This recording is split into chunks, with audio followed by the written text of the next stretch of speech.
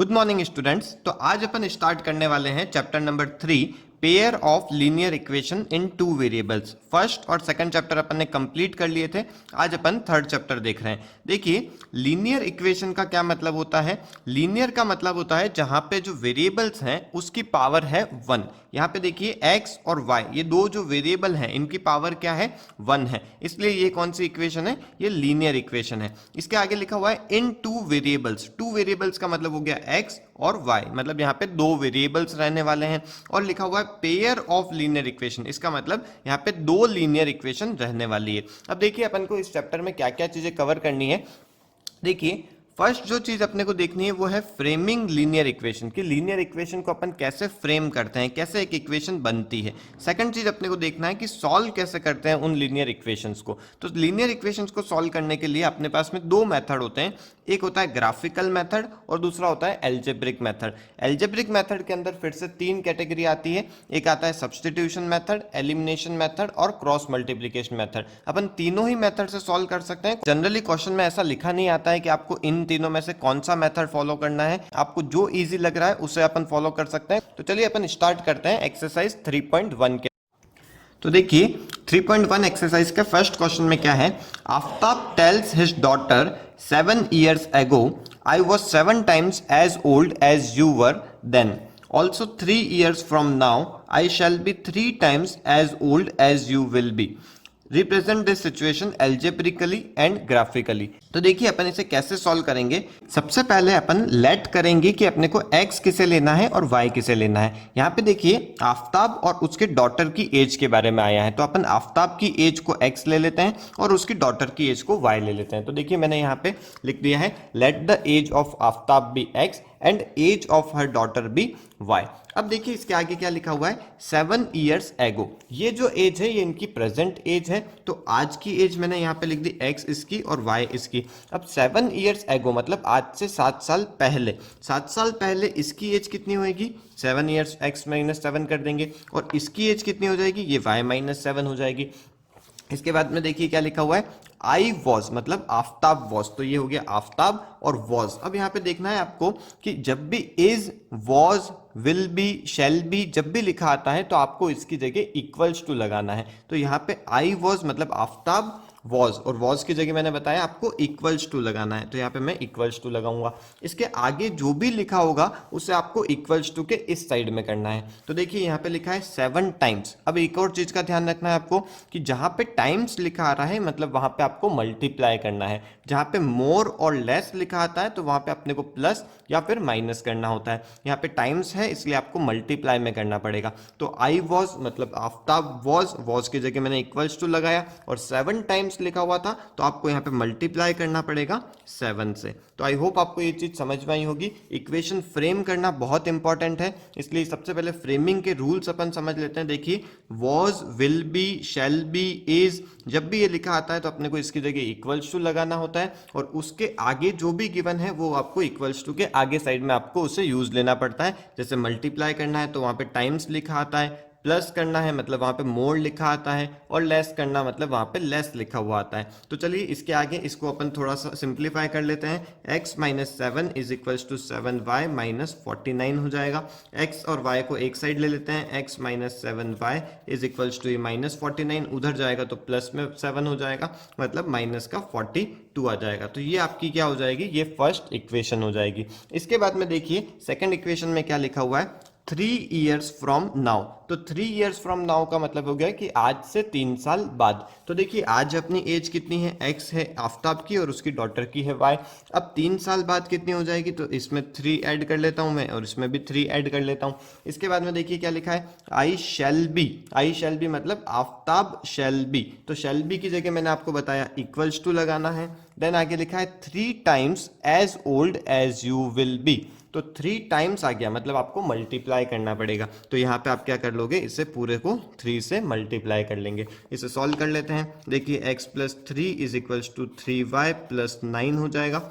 x और यहाँ पे 3y इधर आ जाएगा तो -3y इज इक्वल्स टू यहाँ पे हो जाएगा 9 माइनस में हो जाएगा 3 तो हो जाएगा 6। तो ये आपकी सेकंड इक्वेशन हो जाएगी। तो देखिए क्वेश्चन में अपने को क्या बोला था, रिप्रेजेंट दिस सिचुएशन एल्जेब्रिकली। तो आपने एल्जेब्रिकली दोनों सिचुएशन को बना दिया, x और y के टर्म्स में आपने लिख दिया। इसके बाद में आपको इसे ग्राफिकली भी सॉल्व करना है। तो देखिए ग्राफिकली अपन कैसे सॉल्व करेंगे, देखिए 9th क्लास में भी आपने इक्वेशंस के ग्राफ बनाए थे, सेम उसी पैटर्न से अपने को ग्राफ बनाना है। पहले एक एक इक्वेशन लेंगे, पहले मैं ये फर्स्ट इक्वेशन ले रहा हूं, उसके बाद में मैं सेकंड इक्वेशन लूंगा। तो देखिए x minus 7y is equals to -42, इसका ग्राफ कैसे बनेगा, इसके लिए अपने को 2 पॉइंट्स निकालने पड़ेंगे। और पॉइंट्स कैसे निकलते हैं, देखिए अपन इस पैटर्न से एक बॉक्स बनाते थे जिसमें इधर x और इधर y लिखते थे।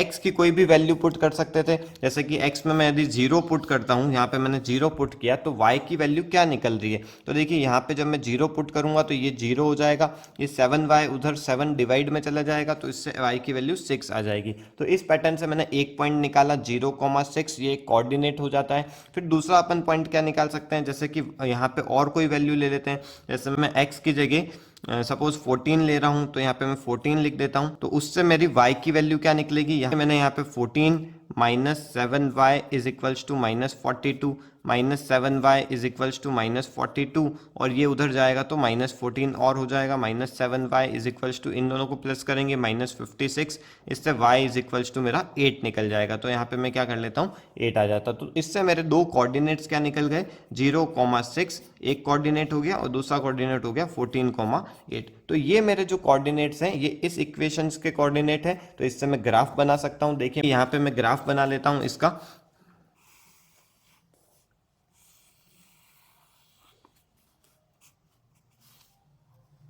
यहाँ पे आपका x कोऑर्डिनेट हो जाएगा, यहाँ पे आपका y कोऑर्डिनेट हो जाएगा। x डैश इधर लिखते हैं अपन और x y डैश अपन इधर लिखते हैं। अब यहाँ पे अपने को देखिए कैसे कैसे जाना है, x के अंदर 14 तक जाना है तो अपन क्या कर सकते हैं, दो दो का गैप ले सकते हैं। तो यहाँ पे मैंने 2 4 6 8 10 12 14 इस पैटर्न से कर लिया और ऊपर साइड में भी मैं दो दो का गैप से कर रहा हूँ। तो यहाँ पे देखिए ये मेरा हो जाएगा 2 4 6 8 10 इस पैटर्न से। तो यहाँ पे मैं लिख देता हूँ 2 4 6 8 10 12 14। आप इसे 1 1 का गैप से भी कर सकते हैं, बट 1 1 के गैप में थोड़ा सा ये बड़ा होना चाहिए। तो यहाँ पे मैंने 2 2 का गैप कर लिया है। यहाँ पे भी मैं 2 4 6 8 10 इस पैटर्न से मैं लिख देता हूँ। अब देखिए यहाँ पे एक और चीज़ का ध्यान रखना है कि यहाँ पे आप 2 4 6 यहाँ पे 2 का आप बना सकते हैं और ऊपर साइड में आप भले ही चाहे तो 1 1 का 1 2 3 4 इस पैटर्न से रख सकते हैं।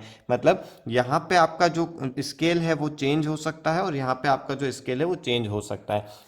अब अपन क्या करते हैं, ये जो कोऑर्डिनेट्स आए हैं अपने 0,6 और 14,8 इसे अपन मार्क करते हैं। तो देखिए x के अंदर 0 मतलब x में मुझे ना इधर जाना है ना इधर जाना है, x में 0 और y के अंदर 6 मतलब ये मेरा एक कोऑर्डिनेट हो जाएगा, इसे मैं पॉइंट कर लेता हूँ। और दूसरा देखिए यहाँ पे लिखा हुआ है 14,8। अब 14 किधर है, x के अंदर 14 यहाँ पे है और y के अंदर 8 किधर है, ये यहाँ पे आ जाएगा अपना। तो इस पैटर्न से अपना जो ग्राफ है वो ये ऐसा कुछ बन जाएगा। इसे आप स्केल से कर सकते हैं, आपकी एकदम स्ट्रेट लाइन आ जाएगी। लीनियर इक्वेशन का मतलब ही ये होता है कि यहाँ पे स्ट्रेट लाइन बनती है हमेशा। तो ये अपन ने क्या किया है, ये अपन ने एक इक्वेशन का ग्राफ बनाया है। ऐसे ही अपन एक और इक्वेशन के कोऑर्डिनेट्स निकाल लेते हैं और उससे अपन ग्राफ बनाते हैं। तो देखिए सेकंड इक्वेशन क्या है अपनी, ये है x minus 3y equals to 6। तो यहाँ पे मैं लिख देता हूँ x minus 3y is equals to 6 और यहाँ से मैं एक और बॉक्स बनाता हूँ x और y का। अब आप इसमें पॉइंट्स ले सकते हैं। देखिए मैं x के अंदर यदि 0 लेता हूं तो y के अंदर कितनी वैल्यू निकलती है, y के अंदर -2 निकल जाएगी। और यदि मैं y के अंदर 0 लेता हूं तो x की वैल्यू 6 निकल जाएगी। ध्यान ये रखना है आपको कि आप दोनों की वैल्यू एक साथ नहीं ले सकते, या तो आप x की लेंगे, x की जब लेंगे तो y का कोऑर्डिनेट निकलेगा और y का जब अपन वैल्यू लेंगे तो x का कोऑर्डिनेट निकलेगा। दोनों की वैल्यू अपन एज्यूम नहीं कर सकते हैं। तो यहाँ पे अपने पास में दो कोऑर्डिनेट्स निकल गए, एक निकल गया 0,-2 और दूसरा कोऑर्डिनेट निकल गया 6,0। तो इसे भी अपन क्या कर लेते हैं, इसी ग्राफ के अंदर पुट कर लेते हैं वैल्यूज। तो एक है 0,-2 तो इसका मतलब x में मुझे यहाँ पे ही रहना है 0 पे, और y के अंदर मुझे -2 पे जाना है। तो -2 का मतलब ये नीचे साइड में आ जाएगा, तो एक पॉइंट मेरा बन जाएगा यहाँ पे 0, -2। और दूसरा पॉइंट देखिए यहाँ पे लिखा हुआ है 6, 0। तो x में मुझे 6 पे जाना है और y के अंदर 0 पे जाना है। तो ये मेरा दूसरा पॉइंट हो जाएगा इस पैटर्न से यहाँ पे। अब इसको अपन क्या कर लेंगे, इनको अपन ज्वाइन कर लेंगे। जहाँ पे भी ये जो लाइन्स है ये मीट होएगी वो आपके फाइनल आंसर आ जाएंगे। आंसर आने का क्या मतलब है कि यहाँ पे अपने को x और y की वैल्यू पता पड़ जाएगी। जहाँ पे भी ये मीट हो रहा है वहाँ पे x की जो भी वैल्यू आती है वो आपका आफ्ताब की एज हो जाएगी, और आगे जाके जहाँ पे ये मीट होंगे वहाँ पे y की जो वैल्यू आएगी वो आपकी क्या हो जाएगी, वो उसकी डॉटर की एज हो जाएगी। तो आई होप आपको ये क्वेश्चन समझ में आया होगा। यहाँ पे जो अपना ग्राफ है ये मीट नहीं हो रहा है क्योंकि अपन ने जो स्केल है वो बहुत छोटा ले लिया है। सेकंड क्वेश्चन अपन देखते हैं। सेकंड क्वेश्चन में अपने को और बेटर समझ में आ जाएगा। चलिए देखते हैं क्वेश्चन नंबर सेकंड। देखिए क्या लिखा हुआ है, the coach of a cricket team buys 3 bats and 6 balls for ₹3,900। Later she buys another bat and 3 more balls of the same kind for ₹1,300। represent this situation algebraically and geometrically। तो देखिए यहाँ पे अपने को बैट और ball दे रखे हैं, तो उससे ही अपन को x और y लेना पड़ेगा कि कितने रुपए का बैट है और कितने रुपए के बॉल है। तो अपन क्या कर देते हैं, यहाँ पे लिखते हैं let the cost of bat be x, let the cost of bat be x and cost of ball be y। अब अपन ने एक बैट की कॉस्ट को x ले लिया है और एक बॉल की कॉस्ट को y ले लिया है। अब यहाँ पे देखिए अपने को गिवन है कि 3 बैट और 6 बॉल अपन ने टोटल 3,900 रुपीज में खरीदे हैं। तो एक बैट यदि x रुपये का है तो 3 बैट कितने में हो जाएंगे, ये 3x में हो जाएंगे। तो यहाँ पे मैं लिख देता हूँ 3x, और 6 बॉल्स कितने की हो जाएगी, 6y की हो जाएगी। इज इक्वल्स टू टोटल अपने को कितने रुपए देने पड़े, 3,900। तो ये आपकी फर्स्ट इक्वेशन हो गई। सेकंड इक्वेशन में देखिए यहाँ पे बोला है कि she buys another bat. Another bat का मतलब एक बैट और खरीदा है और 3 मोर बॉल्स मतलब 3 बॉल्स और खरीदी है। तो इसका मतलब एक बैट की x हो गई और 3 बॉल की 3y हो गई, और टोटल इसने कितने रुपए दिए हैं, इसके 1,300 रुपीज दिए हैं। तो ये अपनी दो इक्वेशन बन गई। ये अपन ने इक्वेशंस को एल्जेब्रिकली रिप्रेजेंट कर लिया। अब अपने को इसे ग्राफिकली रिप्रेजेंट करना है। तो ग्राफिकली के लिए अपन क्या करते हैं, अपन ने फर्स्ट इक्वेशन के अंदर x और y के दो कोऑर्डिनेट्स निकालते हैं। तो यहाँ पे देखिए मैं यदि x की वैल्यू 1,000 रुपीज़ ले लेता हूँ, तो यहाँ पे यदि मैं 1,000 पुट करूँगा तो ये 3,000 हो जाएगा। 3,000 उधर जाएगा तो 3,900 माइनस 3,900 बचेगा, और 6 से जब वो डिवाइड होएगा तो उससे उसकी वैल्यू आ जाएगी 150। तो देखिए x और y का एक कोऑर्डिनेट अपने पास में आ गया है 1,000, 150। सेकंड कोऑर्डिनेट क्या हो जाएगा, यहाँ पे अपन और कोई वैल्यू ले लेते हैं।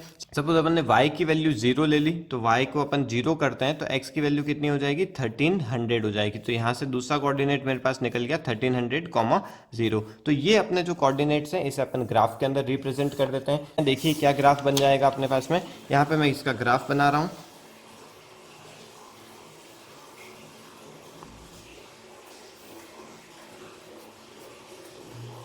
इस पैटर्न से इसका ग्राफ बन जाएगा। यहाँ पे अपना x कोऑर्डिनेट आ जाएगा, यहाँ x डैश लिखेंगे, इधर y आ जाएगा और यहाँ पे y डैश आ जाएगा।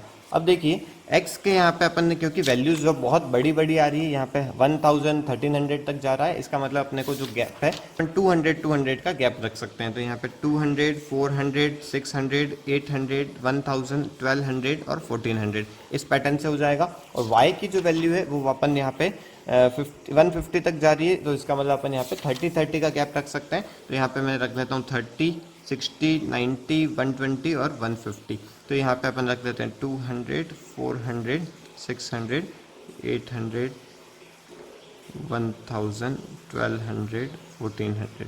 इस पैटर्न से अपन ने वैल्यूज लिख दी। इधर यहाँ पे अपन लिख देते हैं 30, 60, 90, 120, 150 इस पैटर्न से। अब यहाँ पे अपन क्या कर लेंगे, यहाँ पे देखिए 1,000, 150 है, तो यहाँ पे इसे अपन कैसे मार्क कर देंगे, यहाँ पे जो 1,000 है ये वाला और इधर से 150, तो ये हो जाएगा आपका ये वाला कोऑर्डिनेट हो जाएगा एक कोऑर्डिनेट, तो दूसरा कोऑर्डिनेट देखिए क्या हो जाएगा 1300, 0। अब 1300 कहाँ पे आएगा, देखिए 1200 और 1400 इन दोनों के जो सेंटर है यहाँ पे इसकी वैल्यू आ जाएगी, और जीरो है दूसरा, y के अंदर कोऑर्डिनेट है जीरो, इसका मतलब दूसरा पॉइंट मेरा यही हो जाएगा। तो एक जो मेरी लाइन बन जाएगी वो इस पैटर्न से इसका लाइन बन जाएगी। और दूसरी इक्वेशन का अपन कोऑर्डिनेट्स निकाल लेते हैं। देखिए सेकेंड इक्वेशन है x plus 3y is equals to 1300। तो पहला अपन यहाँ पे पॉइंट निकाल सकते हैं x, y, x की वैल्यू मैं रख लेता हूँ यहाँ पे 1300।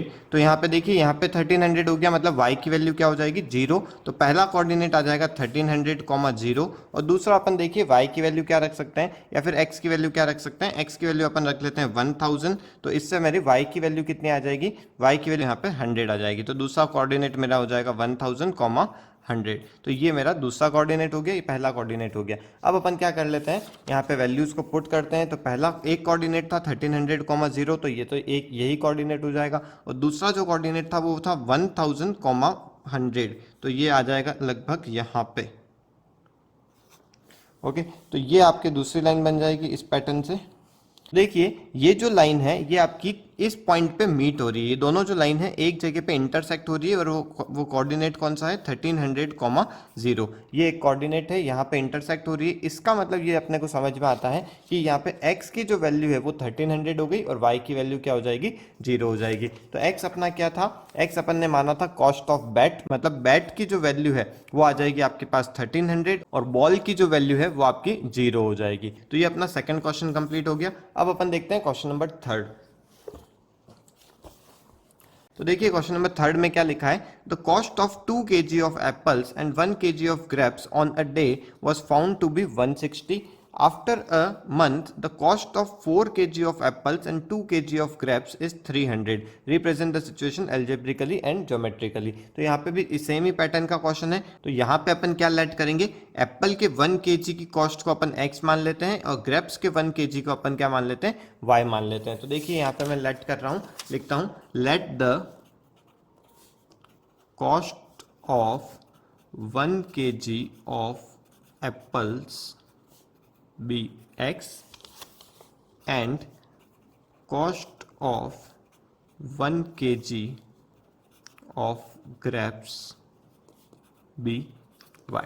तो मैंने क्या कर लिया है, एप्पल्स और ग्रेप्स को x और y मान लिया है यहाँ पे। अब देखिए यहाँ पे लिखा है 2 kg ऑफ एप्पल्स, मतलब यहाँ पे कितना हो जाएगा 2x हो जाएगा, और 1 kg ऑफ ग्रेप्स। तो इससे अपन लिख देते हैं, देखिए 2x plus y is equals to कितने रुपए लगे अपने यहाँ पे 160 रुपीज लगे। तो इज इक्वल्स टू मैं लिख देता हूँ मैं 160। ये अपनी हो जाएगी फर्स्ट इक्वेशन। सेकंड इक्वेशन देखिए यहाँ पे क्या बनेगी, after a month the cost of 4 kg of apples. तो यहाँ पे मैं क्या कर लूंगा 4x plus 2 kg of grapes, मतलब 2y इज इक्वल्स टू 300 करना है। तो यहाँ पे हो जाएगा 4x plus 2y is equals to 300। ये आपकी सेकंड इक्वेशन हो जाएगी। तो ये अपन ने एल्जेब्रिकली दोनों को रिप्रेजेंट कर दिया। अब अपने को इसे ग्राफिकली रिप्रेजेंट करना है। तो पहले अपन एक इक्वेशन को लेंगे, उसके अपन दो कोऑर्डिनेट्स निकालेंगे। यहाँ पे x और y लिखते हैं। पहली इक्वेशन में देखिए यदि मैं x को यदि मैं 50 लेता हूँ, सपोज यहाँ पे मैं लेता हूँ 50, तो y की वैल्यू कितनी आ जाएगी 2 इंटू 50 100, और 100 उसमें से माइनस होएगा तो y की वैल्यू आ जाएगी 60। तो एक कोऑर्डिनेट हो गया आपका 50, 60। और दूसरा कोऑर्डिनेट देखिए यदि मैं y की वैल्यू को मैं यदि 0 ले लेता हूँ, तो यहाँ पे x की वैल्यू मेरी कितनी हो जाएगी 2x इक्वल्स टू 160, मतलब x की वैल्यू हो जाएगी 80। आपको आई होप ये समझ में आ रहा होगा। एक बार नहीं आ रहा तो मैं यहाँ पे आपको लिख के बता देता हूँ, 2x plus Y equals to 160। मैंने y की वैल्यू को 0 लिया है, तो 2x plus y plus 0 equals to 160। तो 2x इक्वल्स टू 160 और x इक्वल्स टू हो जाएगा 160 अपॉन 280। तो यहाँ पे जो दूसरा कोऑर्डिनेट है वो अपने पास में आ गया 80, 0। इसको मैं ग्राफ में रिप्रेजेंट कर देता हूँ। देखिए यहाँ पे लिखते हैं, यहाँ पे ग्राफ बना देते हैं, ये x ये y। अब x में देखिए अपने पास में 50 और 80 तक जा रहे हैं, तो 50 और 80 के हिसाब से अपन यहाँ पे 20-20 का गैप रख लेते हैं। 20, 40, 60, 80 एंड 100।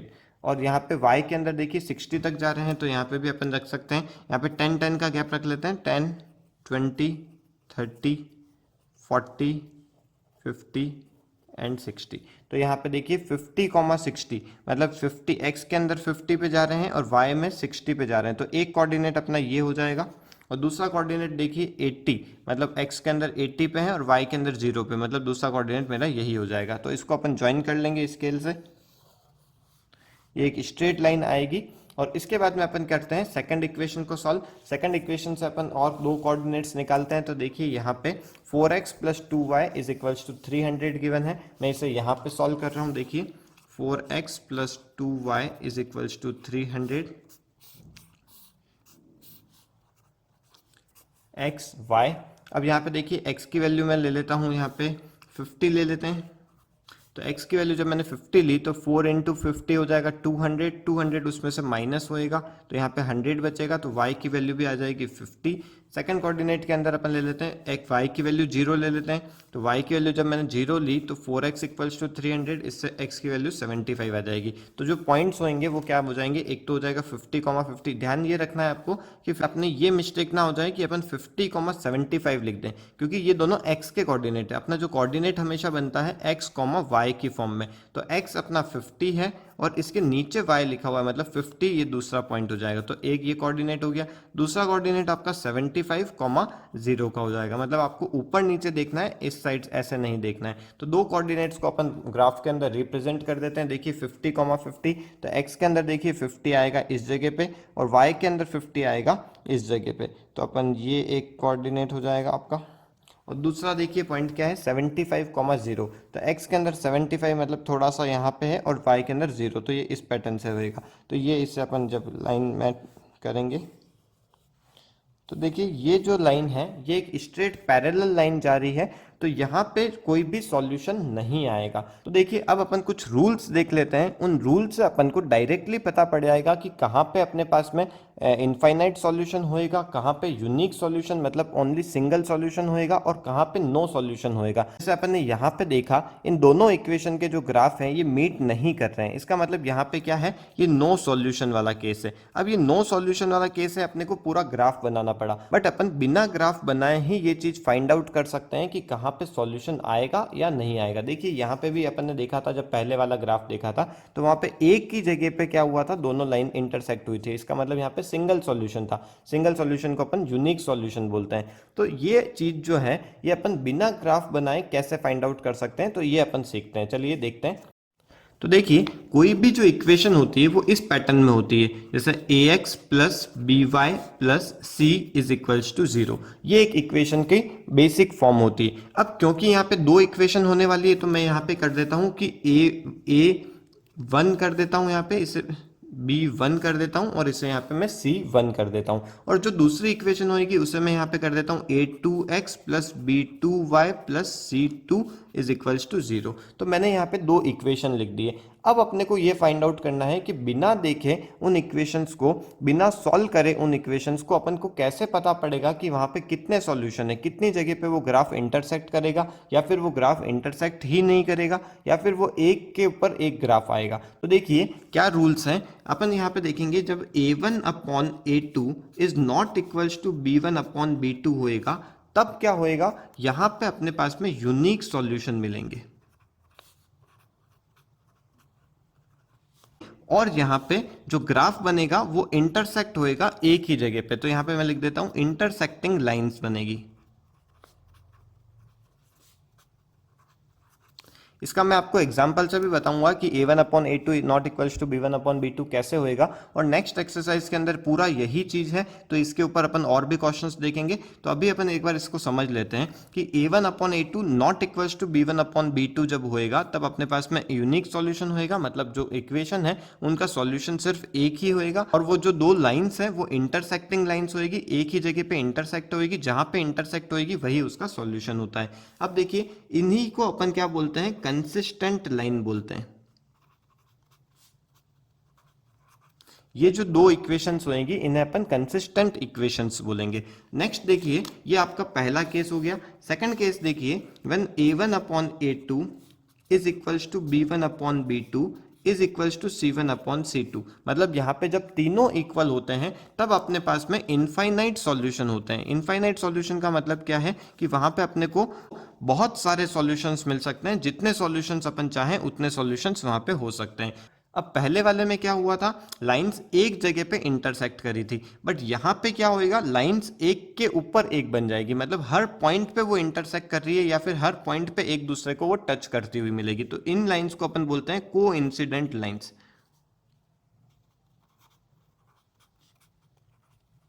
और ये भी जो होते हैं ये कंसिस्टेंट सॉल्यूशंस होते हैं, कंसिस्टेंट इक्वेशन बोल सकते हैं अपन इसको, कंसिस्टेंट इक्वेशन। अब देखिए थर्ड वाला जो केस है, यहाँ पे क्या होएगा, when a1 upon a2 is equals to b1 upon b2 but not equals to c1 upon c2। ये जब सिचुएशन रहती है तब अपने पास में नो सॉल्यूशन होता है, मतलब एक भी सॉल्यूशन अपने को यहाँ पे नहीं मिलता है। और यहाँ पे क्या होएगा, लाइंस पैरेलल हो जाती है। लाइंस पैरेलल होती है तो वो कहीं पे भी इंटरसेक्ट नहीं कर रही है, और इंटरसेक्ट नहीं कर रही है तो उसका कोई भी सॉल्यूशन नहीं आता है। तो इस केस में जो इक्वेशंस होती है इनको अपन इनकंसिस्टेंट इक्वेशंस बोलते हैं, इनको अपन इनकंसिस्टेंट इक्वेशंस बोलते हैं। अब देखिए अपन ये जो तीन रूल्स हैं जो अपन ने पहले तीन क्वेश्चंस किए हैं उनके ऊपर अप्लाई करके देखते हैं, और उनसे अपन बिना इक्वेशन को सॉल्व किए अपन फाइंड आउट करते हैं कि जो इसका ग्राफ बनेगा वो पैरेलल ग्राफ बनेगा या फिर जो लाइंस है वो इंटरसेक्टिंग लाइंस होगी या कैसी होगी। तो चलिए देखिए, पहले जो अपन ने जो इक्वेशन बनाई थी फर्स्ट क्वेश्चन के अंदर, वो इक्वेशंस को मैं एक बार फिर से पीछे लिख देता हूँ। यहाँ पे देखिए x minus 7y is equals to minus 42, ये मेरी फर्स्ट इक्वेशन थी। और सेकंड इक्वेशन देखिए यहाँ पे थी x plus x minus 3y is equals to 6, तो x minus 3y is equals to 6, यहाँ पे ये मेरी सेकंड इक्वेशन थी। अब देखिए मैं यहाँ पे ये वाला रूल्स को अप्लाई कर रहा हूँ। क्या होएगा, सबसे पहले x के आगे वाला जो होता है वो a1 हो जाता है और इधर के आगे वाला a2 हो जाएगा। तो a1 अपॉन a2 करता हूँ तो 1 अपॉन यहाँ पे 1 ही आ रहा है, और इज इक्वल्स टू देखिए हो रहा है या नहीं हो रहा है। b जो है इसमें क्या हो जाएगा, देखिए b इसका -7 हो जाएगा और सेकंड वाली इक्वेशन में b मेरा -3 हो जाएगा। तो उस हिसाब से देखिए यहाँ पे 1 आ रहा है बट यहाँ पे क्या आ रहा है, 7/3 आ रहा है। तो इसका मतलब ये दोनों इक्वल नहीं हो रहे। जब इक्वल नहीं हो रहे इसका मतलब ये क्या हो जाएगा, ये फर्स्ट वाली सिचुएशन हो जाएगी जहाँ पे लाइंस इंटरसेक्टिंग होएगी और इसका यूनिक सॉल्यूशन आएगा। तो अपन ने जब इसका ग्राफ बनाया था तो देखिए कैसा ग्राफ बना था, इस पैटर्न से इसका ग्राफ बना था। जो लाइंस थी वो आगे जाके कहीं पे इंटरसेक्ट हो रही थी और एक ही जगह पे इंटरसेक्ट हो रही थी, इसलिए यहाँ पे इसका यूनिक सॉल्यूशन मिला था अपने को। सेकंड क्वेश्चन देखते हैं। देखिए सेकंड क्वेश्चन के अंदर क्या हुआ था, तो देखिए सेकंड क्वेश्चन के अंदर अपने को 3x plus 6y equals to 3900, मतलब यहाँ पे मैं लिख देता हूँ 3x plus 6y equals to 3900, और दूसरी जो इक्वेशन थी वो यहाँ पे थी x plus 3y equals to 1300। तो x plus 3y is equals to 1300। अब मैं यहाँ से a1 अपॉन a2 करता हूँ तो देखिए यहाँ पे a हो गया मेरा, a1 हो गया 3 और b a2 हो जाएगा मेरा 1, और यहाँ से b1 हो जाएगा मेरा 6 और b2 हो जाएगा 3। तो यहाँ पे देखिए 3 और यहाँ पे कितना आ रहा है 2 आ जाएगा। तो ये भी दोनों इक्वल नहीं आ रहे हैं। तो इक्वल नहीं आ रहे हैं इसका मतलब ये भी फर्स्ट वाली सिचुएशन ही हो जाएगी, यूनिक सॉल्यूशन आएगा और लाइंस इंटरसेक्टिंग होगी। तो अपन ने इसका जब ग्राफ बनाया था तो देखिए यहाँ पे क्या हो रहा था, लाइंस इंटरसेक्ट हो रही थी और एक ही जगह पे इंटरसेक्ट हो रही थी, इसलिए यहाँ पे ओनली यूनिक सॉल्यूशन आया, सिंगल सॉल्यूशन आया। थर्ड वाला केस देखिए, थर्ड वाले के अंदर अपने पास में दो इक्वेशन ये थी, 2x plus Y equals to 160, तो मैं इसे यहाँ पे लिख देता हूँ 2x plus y is equals to 160, और सेकंड जो अपनी इक्वेशन थी वो थी 4x plus 2y equals to 300। तो यहाँ पे लिखता हूँ मैं 4x plus 2y is equals to 300। अब देखिए यहाँ पे a1 अपॉन a2 करता हूँ तो a1 है मेरा 2 और a2 है मेरे पास में 4 इज इक्वल्स टू देखते हैं यहाँ पे b1 है मेरे पास में 1 और b2 है मेरे पास में 2। यहाँ पे देखिए ये इसको मैं यदि कट करता हूँ तो ये भी 1/2 आ जाता है, ये भी 1/2 आ जाता है। तो इसका मतलब मुझे अब थर्ड c को भी देखना पड़ेगा। तो यहाँ पे देखते हैं c इक्वल आ रहे हैं या नहीं आ रहे हैं। तो c आ रहा है इधर से 160 और इधर से आ रहा है 300। अब इसको मैं जब कट करता हूँ तो ये 1/2 नहीं आता है। इसका मतलब जो मेरी सिचुएशन हो गई वो a1/a2 is equals to b1/b2 तो हो गया, but not equals to c1/c2 हो गया। तो ये जो सिचुएशन है ये मेरी थर्ड वाली सिचुएशन है, a1/a2 equals to b1/b2 not equals to c1/c2। इसका मतलब यहाँ पे नो सॉल्यूशंस होएगा, यहाँ पे जो लाइंस बनेगी वो पैरेलल लाइंस बनेगी। तो अपन ने इसका जब ग्राफ बनाया था तो देखिए ग्राफ किस पैटर्न से बना था, यहाँ पे एक भी जगह लाइंस इंटरसेक्ट नहीं हो रही थी, जब आप इसे स्केल से खींचेंगे तो आपको क्लियरली पता पड़ जाएगा कि लाइंस जो हैं ये पैरेलल लाइंस होएगी और कहीं पे भी इंटरसेक्ट नहीं करेगी। इसका मतलब यहाँ पे कोई भी सॉल्यूशन नहीं आएगा। तो इस पैटर्न से अपने को ये सारी चीज़ों को समझना है। ये वाले 3 रूल्स को आप नोट कर लीजिए, इसका स्क्रीनशॉट ले लीजिए। नेक्स्ट एक्सरसाइज जो है वो पूरी इन्हीं रूल्स के ऊपर है, इन्हें अपने को अप्लाई करना पड़ेगा और अपने को बताना पड़ेगा कि वहाँ पे यूनिक सॉल्यूशन आ रहा है या इनफाइनाइट सॉल्यूशन आ रहा है या नो सॉल्यूशन आ रहा है। तो चलिए आज की क्लास को अपन यहीं वाइंड अप करते हैं। आपको ये वीडियो समझ में आया हो तो आप प्लीज़ इसे लाइक कीजिए, अपने इस चैनल को सब्सक्राइब कीजिए और अपने फ्रेंड्स के साथ में इसे ज़रूर शेयर कीजिए। Okay, thank you.